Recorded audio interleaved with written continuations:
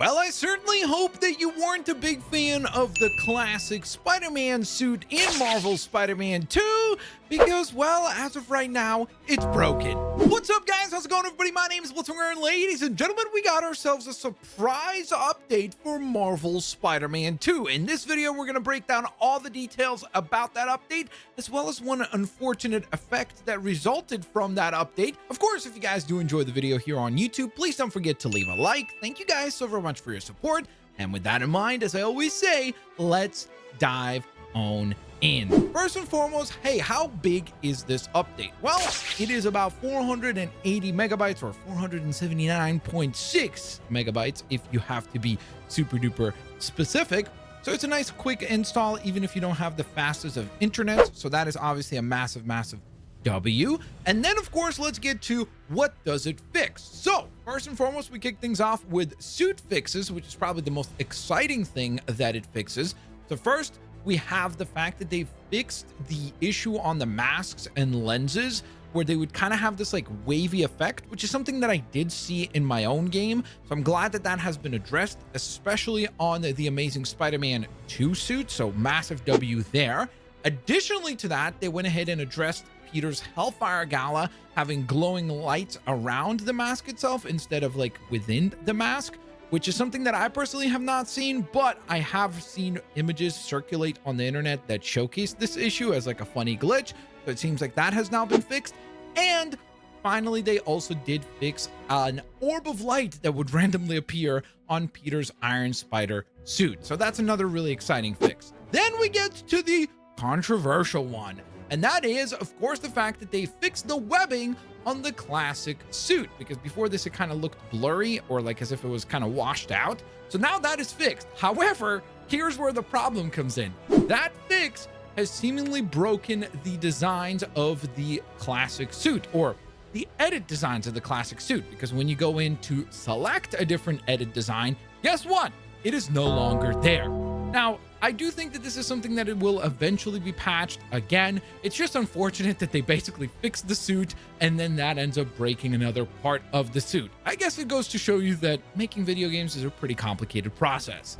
Now, beyond that, if you're wondering about other things that this update brought, they did also patch a bunch of other issues beyond just suit fixes. So on the video game side of things, I think the most concerning thing here is the fact that apparently some people would have issues where their save data would disappear. If that happened to me, I would be absolutely infuriated.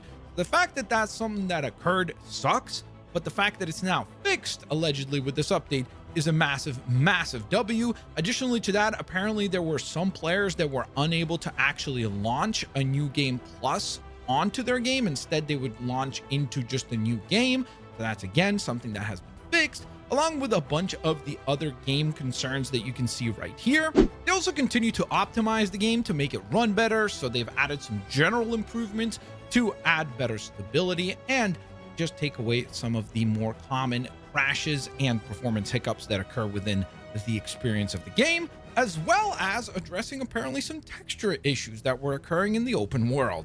And finally, they also did go on ahead and address some of the problems that were happening on the accessibility side of things. So obviously the last patch added a lot of accessibility features. It seems like some of those maybe weren't running quite as intended. So it seems like this new update for Marvel's Spider-Man 2 actually fixes some of that. So that is obviously pretty awesome.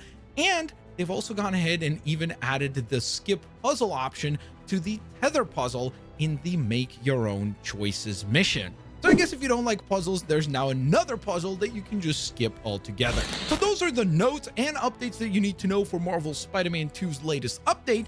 I also did want to take a quick moment and remind you guys, if you're a Marvel Spider-Man 2 fan, and if you happen to also collect Funko Pops, the brand new wave of Marvel Spider-Man 2 related or collaboration pops have now gone up for pre-order. The majority of them will actually be releasing on July 2nd. So keep in mind that these are just pre-orders. You'll have to wait still a little bit a ways away to actually get them.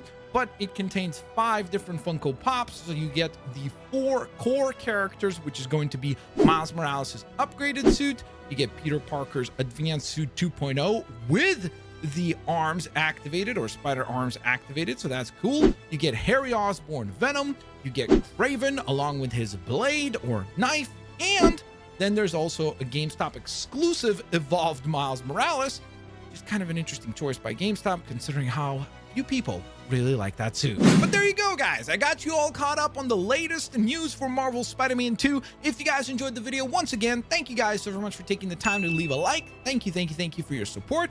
And of course, like always, if you'd like to see another Marvel Spider-Man 2 related video, check this one out because it showcases some incredibly epic and real concept art for Marvel Spider-Man 2, and it really teases some awesome stuff that was apparently cut out of the game.